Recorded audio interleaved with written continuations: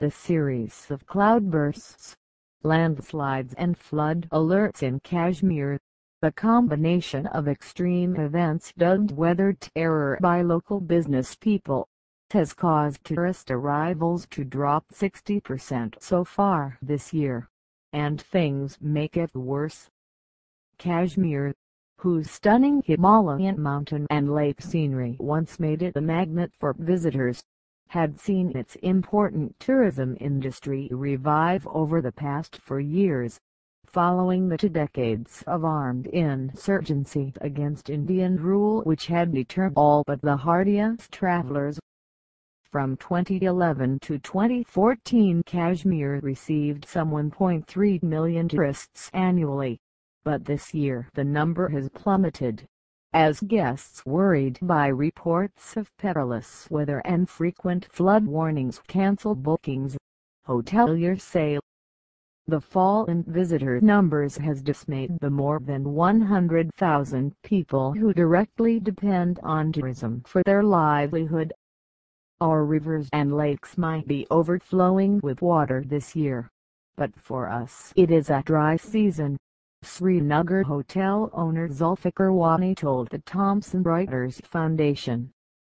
Besides 3 official flood alerts since March after spells of incessant rain, a dozen cloudbursts have struck various parts of Kashmir in the past month, killing 10 people and causing considerable damage to property. As temperatures rise around the world, more frequent bouts of extreme weather are among the climate change impacts scientists have been predicting for some time. The flagship 2014 climate science report from the Intergovernmental Panel on Climate Change said average and extreme precipitation during India's summer monsoon is expected to increase, with the biggest rise in the Himalayan region. Shakil Ramshu, head of the Earth Sciences Department at Kashmir University, said Kashmir has a history of cloudbursts. But what has been happening over the past weeks in this mountain region is certainly quite unusual, he said.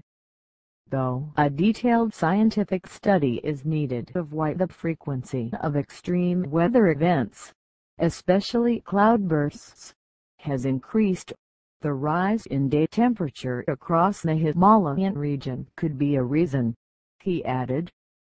According to the India Meteorological Department, Kashmir has recorded an increase of 1.45 degrees Celsius in average temperatures in the last 3 decades, while the Jammu region has seen a rise of 2.32 degrees Celsius.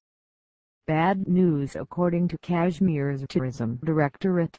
1 million domestic and foreign tourists visited the region from January to July 2014, a similar number to the same period in the previous 2 years, whereas only 500,000 tourists came in January to July this year. Kashmir Economic Alliance Kia spokesman Saran Ahmed said the repeated cloudbursts, landslides and heavy downpours since March this year, on top of last year's devastating floods, had attracted considerable attention in the media, which has portrayed Kashmir as a disaster area. Almost daily news from Kashmir about extreme weather events has scared the tourists. Those who wanted to visit Kashmir this year would have thought, why should we put our lives at risk? Ahmed told the Thomson Reuters Foundation. With pictures of last year's floods still fresh in their minds, the weather events and their repeated reportage in the media directly influenced tourist arrivals this year, causing a 60% decline, he added.